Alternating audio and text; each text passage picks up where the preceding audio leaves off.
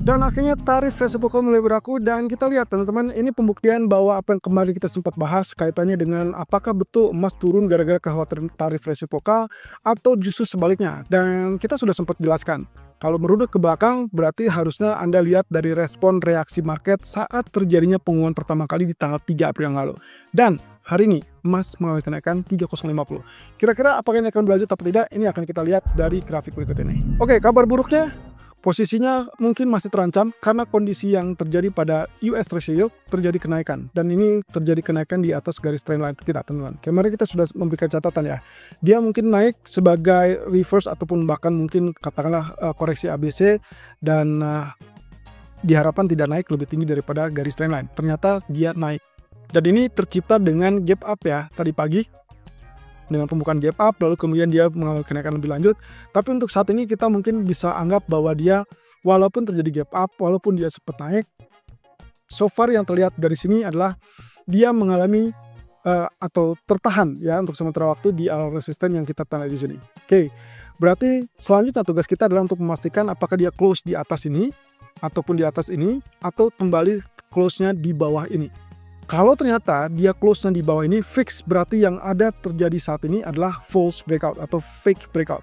Berarti dengan demikian mungkin kenaikan itu tidak sepadan dan akhirnya kita dapatkan penurunan kembali.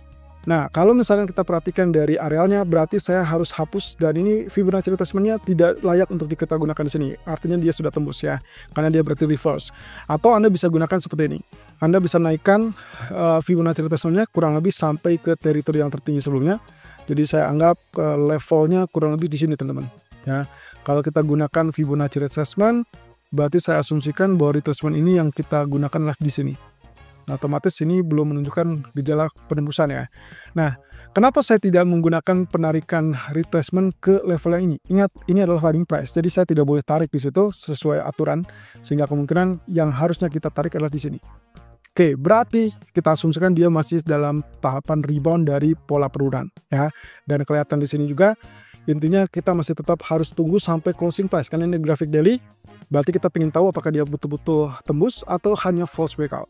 Nah, di sisi lain yang secara mengejutkan adalah pembalikan arah yang terjadi pada US dollar. Untuk sejauh ini kemarin naik dengan wave A, kemudian mungkin turun inilah wave B. Kita anggap saja seperti demikian. Kita ingin tahu juga ke depannya apakah ini akan melanjutkan penurunan atau sekedar koreksi wave B ya. Kalau iya berarti kenaikan untuk emas ini masih diragukan untuk berlanjut. Nah, tapi ada level-level tertentu mungkin yang harus kita perhatikan. Oke, berarti dengan demikian dikarenakan US dollar yang mengalami pelemahan, maka Anda bisa lihat di sini pound sterling mengalami rebound. Dan itu yang terjadi kemarin, dia rebound, kemudian ditutup dengan inverted hammer. Inverted hammer muncul setelah 2 candle penurunan, kemudian juga muncul di zona support Fibonacci retracement 0%. Artinya apa? Artinya balik lagi teman-teman, kondisinya adalah dia uptrend. Ya, sejak dia terjadi penembusan 0% di sini, berarti kan dia sudah dalam jalur kenaikan atau uptrend.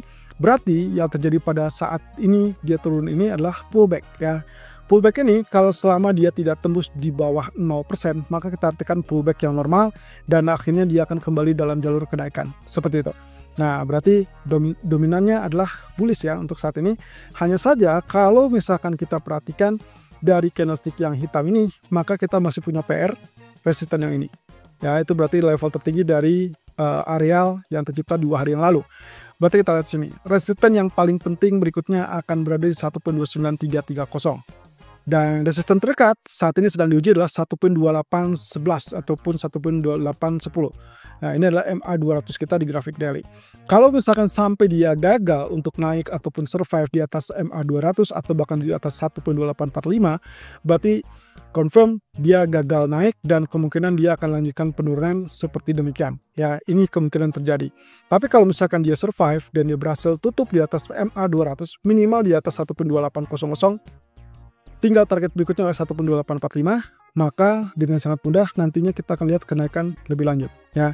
Nah, sementara kalau kita perhatikan dari grafik H4-nya mungkin agak diragukan ya untuk kenaikan untuk saat ini karena jelas di sini areal yang sebelumnya terjadi atau dianggap sebagai resisten kuat ternyata sampai saat ini pun menunjukkan gejala sulit untuk dialami atau mengalami penembusan. So far kita asumsikan ini masih bisa turun ya. Jadi ada ancaman untuk bearish, tapi kalau misalkan perkiraan kita tepat, maka penurunan ini hanya bersifat sementara, lalu kemudian selama dolar mengalami pelemahan, maka yang diharapkan adalah kenaikan lebih lanjut ya. Jadi sekali lagi untuk saat ini, saya masih melihat ada peluang atau potensi untuk kenaikannya dari pound sterling, tapi dengan catatan mungkin hati-hati kalau sudah sentuh area 1.2900 ataupun 1.2950. Yang dikhawatirkan adalah dia gagal melanjutkan kenaikan. Tapi lebih fatal lagi kalau sampai dia turun di bawah 1.2760 atau 1.2750. Jadi tolong perhatikan area tersebut untuk kemungkinan reverse ataupun mengubah strategi menjadi sell.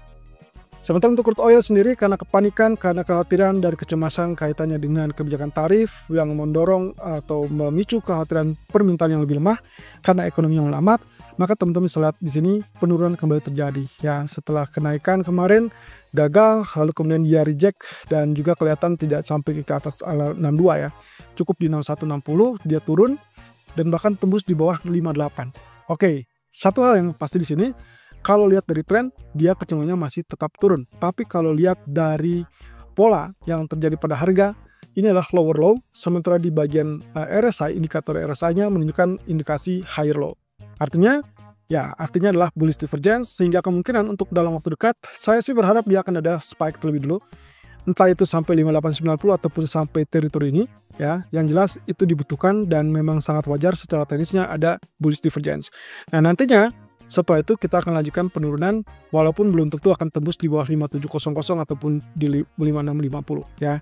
Tapi untuk sementara waktu sell masih recommended karena mengingat dengan kecemasan atau kekhawatiran kebijakan tarif ya. Kemudian dilihat dari daily-nya pun masih tetap turun ya, walaupun ini juga tetap rambu-rambunya adalah sudah sangat-sangat genting ya, penurunannya sangat-sangat keras dan mungkin ketemu dengan support yang cukup kuat. Oke, beralih kepada emas. Kondisinya kalau lihat dari grafik H1, teman-teman bisa lihat di sini trend channel yang saya bikin dan ternyata kemarin sempat reject di situ, tapi pagi ini ternyata berhasil mengalami penembusan langsung di atas 2980-an ya. Nah, yang catatan pertama yang perlu kita lihat di sini adalah tembusnya area trend channel. Berarti menandakan apa? Menandakan kondisi yang tadinya dalam tekanan turun atau correction turun. Anda bisa lihat di sini setelah tembus berarti dia sudah reverse bullish kembali dan kembali ke target utamanya dia ya. Dan target utama dia adalah kenaikan tentunya. Nah, cuman sayangnya sejauh ini kan kenaikan itu tertahan di 52 ya. Angka tertinggi saat ini 3052 dan itu berarti area merah. Kalau teman-teman perhatikan dengan artikel yang sempat kami publish hari ini, saya sempat menyebutkan ada dua tahapan yang akan dilalui. Yang pertama adalah kaitannya kalau misalkan ini diasumsikan sebagai double bottom, maka neckline ini harus ditembus dan neckline itu adalah 3022 high kemarin. Atau bisa jadi gini, kalau misalkan ternyata kita asumsikan bahwa trennya adalah seperti demikian, maka yang disebut neckline itulah miring ke atas seperti ini. Dan kita baru lihat kenaikan tersebut resmi tembus setelah dia mengalami kenaikan di atas 3026 ya, kurang lebih di atas ini. Nah, 29 ternyata ya. Jadi posisi sini kalau begitu karena dia ada resisten berikutnya di 3055, maka target berikutnya seharusnya kita akan melihat pergerakannya akan seperti ini teman-teman. Posisinya akan lanjutkan setelah dia akan ada yang namanya retest kembali. Either itu 3025 atau mungkin 3029. Nah, kalau itu terjadi berarti dalam beberapa jam ke depan Anda bisa mengincar zona ini untuk zona buy terbaru. Terlepas dari itu, kalau misalkan terjadi penurunan, tadinya skenario saya adalah diharapkan terjadi penurunan kembali atau retest kembali di sini, baru kita lakukan pembelian dan dapatkan kenaikan lebih lanjut ke area tersebut. Tapi kalau misalkan sudah terlanjur naik, maka yang harus diperhatikan adalah zona resisten 3055. Nah, di H4 akan sangat jelas di sini teman-teman, double bottom yang dimaksud.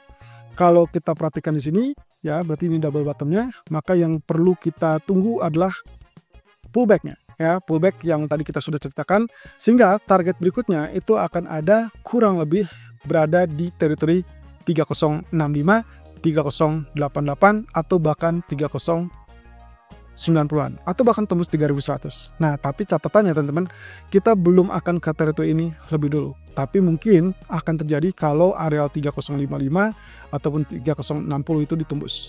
Kalau skenario terburuknya adalah hati-hati saat dia terjadi penurunan kembali. In case ternyata terjadi penurunan di bawah 2960, ini teman-teman harus waspada Kalaupun misalkan area hijau ini tetap kuat, yang saya khawatirkan adalah penurunan tembus di bawah 2940 dan itu akan membuat dia reverse bearish untuk jangka pendek.